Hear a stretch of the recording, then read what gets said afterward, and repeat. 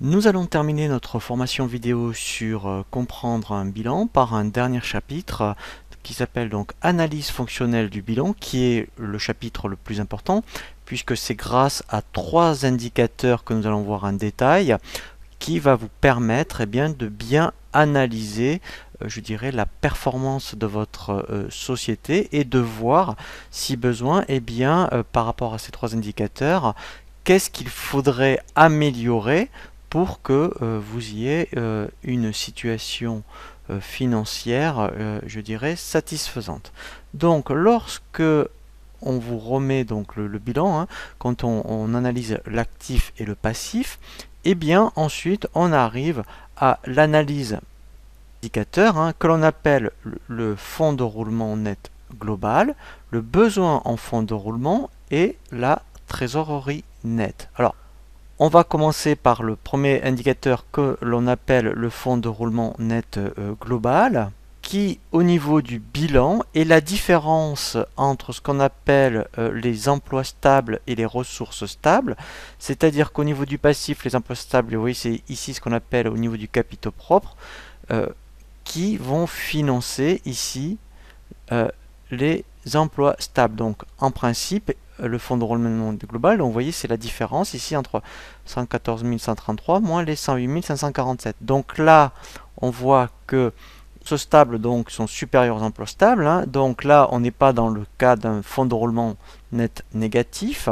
Donc ça veut dire que quand on regarde le bilan ici, vous voyez, donc avec les capitaux propres, le résultat de l'exercice et les réserves donc que vous avez mis à disposition, vous arrivez à financer ici, vous voyez, vos immobilisations. Donc là, sincèrement, tout va bien. Donc si ce n'est pas le cas dans cet exemple, c'est-à-dire que si donc les ressources stables, c'est-à-dire les capitaux propres sont inférieurs aux emplois stables, ça veut dire que vous voyez, il y a un déséquilibre financier et il faut trouver un moyen de dire mais comment donc on va financer nos immobilisations si les capitaux propres ne sont pas suffisants. Donc il y a deux possibilités. Il y a soit vous faites appel à ce qu'on appelle une augmentation de capital ou vous faites appel à un emprunt. Donc ici, comme par exemple dans ce cas-là, voyez ici, vous voyez donc ici les emprunts c'est les emprunts à plus d'un an à long terme, vous voyez donc c'est quand même important, 45 000, donc même si là les capitaux propres sont suffisants, il y a 5 000, mais malgré tout, alors on verra pourquoi plus tard, il y a un post-emprunt qui est quand même important, ça veut dire que, alors peut-être qu'après cette société était en début d'activité et qu'il y avait besoin d'investir dans des immobilisations, donc ils ont fait appel à de l'emprunt. Pourquoi ? Parce que peut-être que, oui, c'est quand même la différence est de à peu près 5 000 euros, c'est un peu juste, même si c'est positif, ils ont fait quand même appel à de l'emprunt.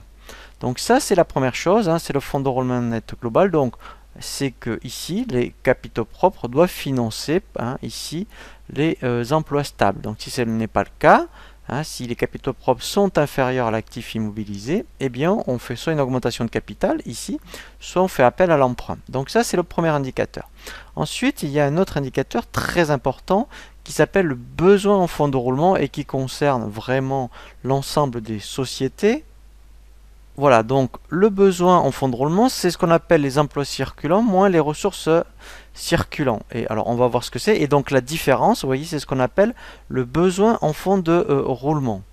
Vous voyez, donc, c'est l'actif circulant. Vous voyez, donc là, alors, moins les disponibilités. Vous voyez, donc là, il y a vraiment un poste, donc stock de marchandises qui est très important. Des postes créances clients, alors, qui n'est pas très important. Alors, c'est plus ou moins un bon signe. Soit ça veut dire qu'au niveau des créances, le délai de règlement est très court et dans ce cas-là, vous voyez, donc ça rentre facilement. Ou alors, ça veut dire que il y a ici des achats de stock importants. Pourquoi? Parce que vous voyez, les dettes fournisseurs sont quand même relativement importantes.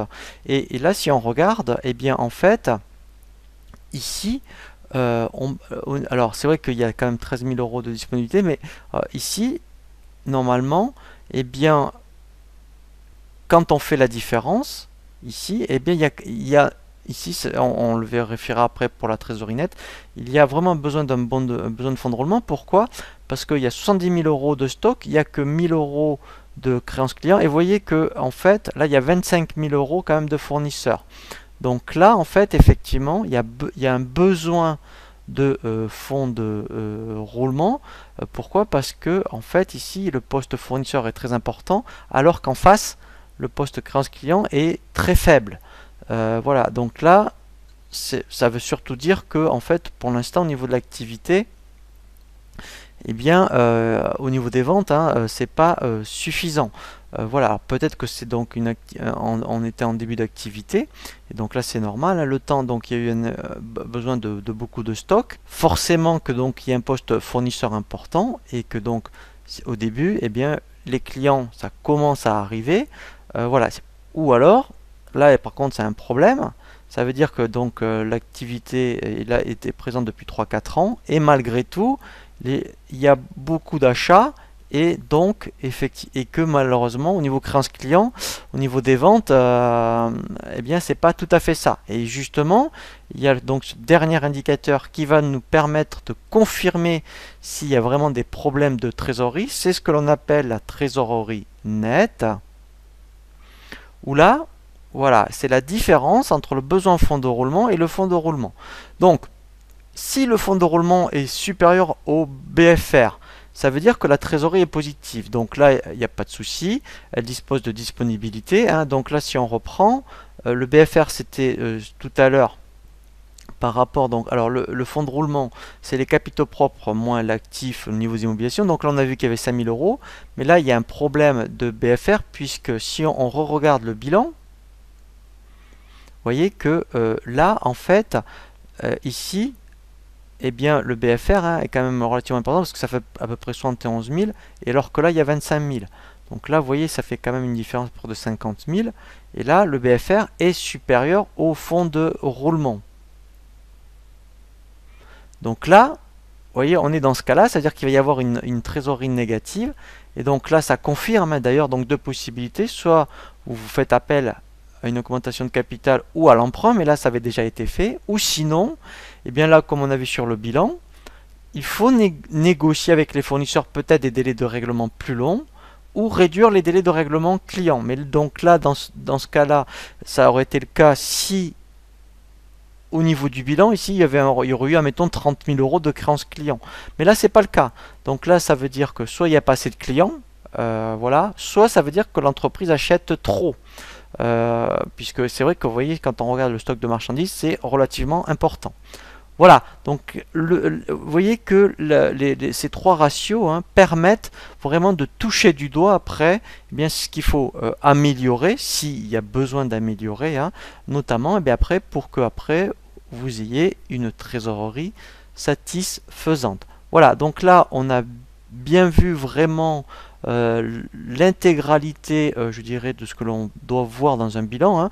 On a bien vu toute cette partie au niveau de l'actif, hein, la partie passif, et après, donc là, c'est surtout par rapport au niveau de la compta. Quand vous allez saisir des postes comptables de la classe 1 à 5, vous allez voir après où ça va s'affecter. Mais le plus important, sincèrement, c'est par rapport après à l'analyse fonctionnelle du bilan, où là, eh bien, il faut vraiment, donc vous avez vu, on le fait un petit peu à la louche, hein, c'est-à-dire qu'on va donc regarder si les capitaux propres financent ici ce qu'on appelle l'actif immobilisé, les emplois stables. Donc ça, c'est ce qu'on appelle le fonds de roulement net global. Après, le BFR. Donc le BFR, c'est surtout de voir ici l'actif circulant moins les dettes circulantes. Donc là, on voit que l'actif circulant est supérieur aux dettes circulantes. Ça veut dire que donc après, on va avoir un BFR relativement important qui est supérieur au fonds de roulement. Et donc ça veut dire qu'il va y avoir un petit problème de trésorerie. Pourquoi? Parce que, vous voyez ici, eh bien, les dettes fournisseurs sont largement supérieures aux créances clients. Donc ça veut dire que soit l'entreprise achète trop, soit elle est en début d'activité et que donc les clients, ça commence à arriver, mais c'est pas suffisant. Et donc à partir de là, il va falloir trouver un moyen de financer, eh bien, effectivement, dans un premier temps, l'activité.